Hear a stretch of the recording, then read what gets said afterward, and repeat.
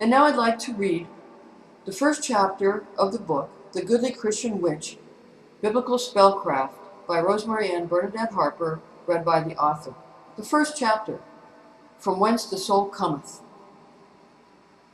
As you begin to read this book, you may ponder your motives for picking it up in the first place. The same musings which led me to write the book and share my experience and journey with you may be yours as well. The words Christian witch conjure up visions of attractive folk clothed in pilgrim vestments, led away in caged carts to be hung, burned alive, or worse. Core hatred spewed forth during the Spanish Inquisition at marked heretics, the smashing of idols by fundamentalist theocracies, no matter the particular war god enthroned. Patriarch versus matriarch, as if the two were separate or could function separately. Why attempt to throw these two concepts together at all?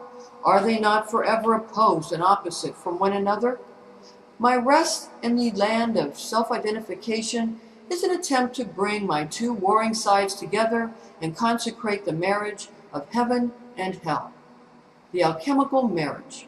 First, three simple definitions are in order. Witch, a seer, herbalist, medicine man or woman, one skilled in one's craft, one competent in one's craft. Christian, professing belief in Jesus as Christ or following the religion based on the life and teachings of Jesus. Goodly, considerable, fine, pleasing, comely, respectable, and good. I cannot force my mind to stop analyzing life and events in alchemical terms. Hence, all actions are a craft and a ritual worship to the divine. The only meaning life seems to hold is if it is rooted in something with larger meaning, an extension of consciousness beyond this limited life with finite span. You may have picked up this book to free your mind of mundane concerns, thinking to gain insight into the how-tos of life, and indeed, this is a book on how to manifest.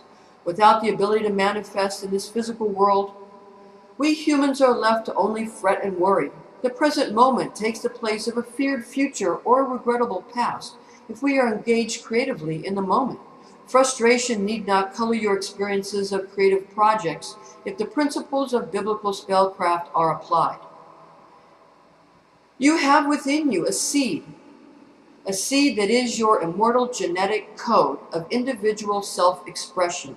And just like any seed or genetic code, the same applies to the spiritual seed as well. Revelation 22:18-19. For I testify unto every man that heareth the words of the prophecy of this book. If any man shall add unto these things, God shall add unto him the plagues that are written in this book. 19. And if any man shall take away from the word of the book of this prophecy, God shall take away his part out of the book of life and out of the holy city, and from the things which are written in this book. Now these above mentioned passages may seem like nonsense to the scientifically educated mind, but if they are applied to a genetic code from youth, a person would not age. If no aberrant chromosomes were added to the genetics of a fetus, the child would not be born with Down syndrome. Wonderful enlightenment and great knowledge can be gained from studying that which offends you. If women only studied the teachings of feminists, they miss out on the concepts that make them truly wise. If men study only with manuscripts that deny a woman's seed as existing and part of the conception of the child, then such men are relegated to the lesser and baser strata of society. By allowing yourself to study a discipline that upon first glance might offend you, the ego is tamed and logic begins to control unruly emotion. Emotion can then use logic for the sake of expression. We shall begin our journey of practical biblical spellcraft with the most important aspect of any ritual, the sacrifice. The sacrifice of Cain and Abel. In the biblical story of Cain and Abel, found in Genesis chapter 4, this account is so important to the concept of sacrifice as a technology for a practical and beneficial life, that the archetype is repeated in the life of Jesus Christ found in the New Testament records. The concept of jealousy, hatred, murder, and forgiveness are strikingly similar. Cain represents the ego, as does the Roman Sanhedrin cooperative body politic. Abel and Jesus both hold the archetype of lambs to the slaughter, representing heart or soul.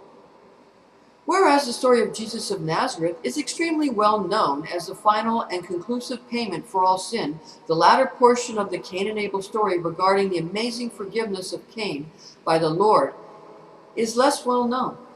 Genesis 4:13-15, and Cain said to the Lord, my transgression is too great to be forgiven. 14, behold, thou hast driven me out this day from the face of the land, and from thy face shall I be hidden, and I shall be a fugitive and a wanderer on the earth. And it shall come to pass that whoever finds me shall slay me. 15, and the Lord said to him, it shall not be so. Whoever slays Cain, vengeance shall be taken upon him sevenfold. And the Lord set a mark upon Cain, so that anyone who may find him may not kill him. 16, and Cain set out from the presence of the Lord and dwelt in the land of Nod, on the east of Eden. 17, and Cain knew his wife, and she conceived and bore Enoch. And he started to build a village, and named the village after the name of his son Enoch.